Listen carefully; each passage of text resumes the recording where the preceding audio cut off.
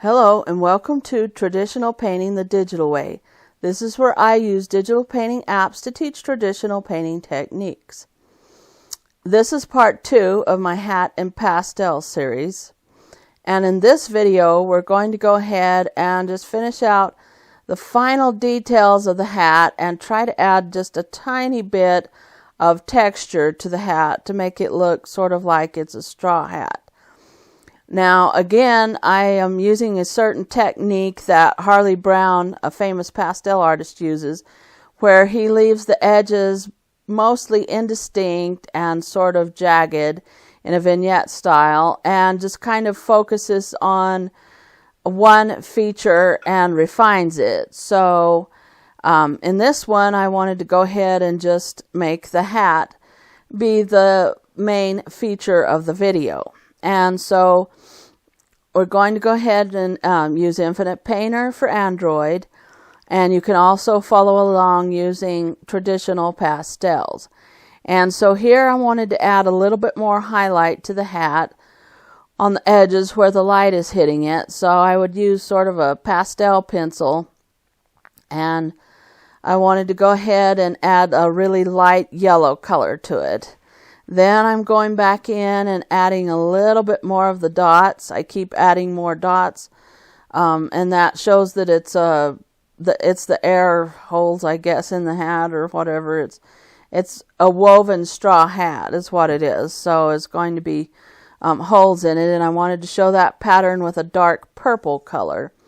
And so I'm just kind of making dots around on the top there, and then smudging them out just a little bit, but trying to leave a little bit of the dots there so that you can see that it's a pattern. And then I'm working a little bit more on the brim of the hat, just trying to catch a little bit of the sunlight. And if you're following along traditionally, you would probably use a pastel pencil, because you can get finer detail with pastel pencils.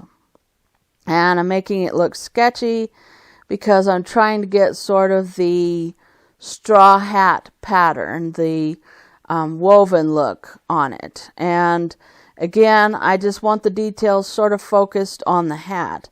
I don't want to go ahead and use the outer edge look, have the outer edge look really defined. I just want the inside to look defined. And then I'm working a little bit more on the brim. I want it to look a little bit wider there, and I'm just kind of working on the shape. And with pastel, it's really easy to change that. And you can use some of the texture brushes in Infinite Painter to get sort of a basket, a straw hat type of pattern there, and that's what I'm using. Just a little bit of that, and then smudge it out. You don't want to overpower your painting with that, because you want the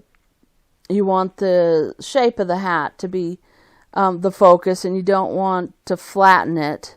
If you use too much of a pattern look or a crosshatch look on it, it will kind of flatten your hat. So you want to go ahead and kind of smudge that out, but leave just a little bit so that you can see it.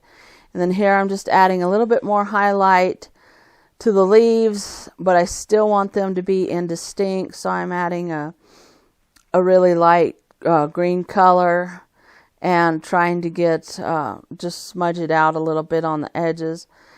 And I'm working on the brim of the hat a little bit more, just trying to get the shape of the hat correct and just get it to look like it's more refined.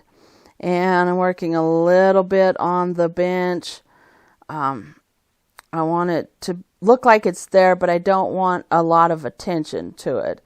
So I'm just kind of trying to make an indistinct shape that indicates that there's an impression of the bench, but I don't want it to become the focal point. And here I'm just kind of trying to work on the perspective of it a little bit and get that correct. But again, I still want it to look blurry and out of focus there, because I don't want a whole lot of attention drawn to it. But I do want the hat to look like it's on something instead of floating in the air.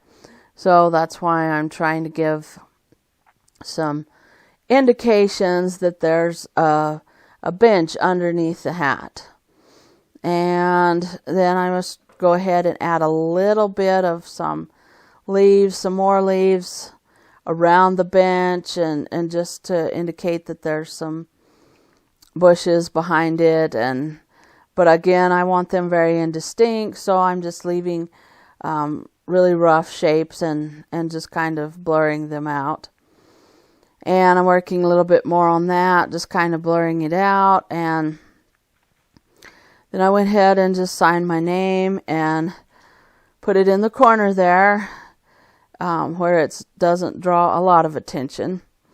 And so there you have it. It's a sort of a vignette style of painting where you make part of the painting very detailed, and then part of it you kind of just leave really indistinct looking.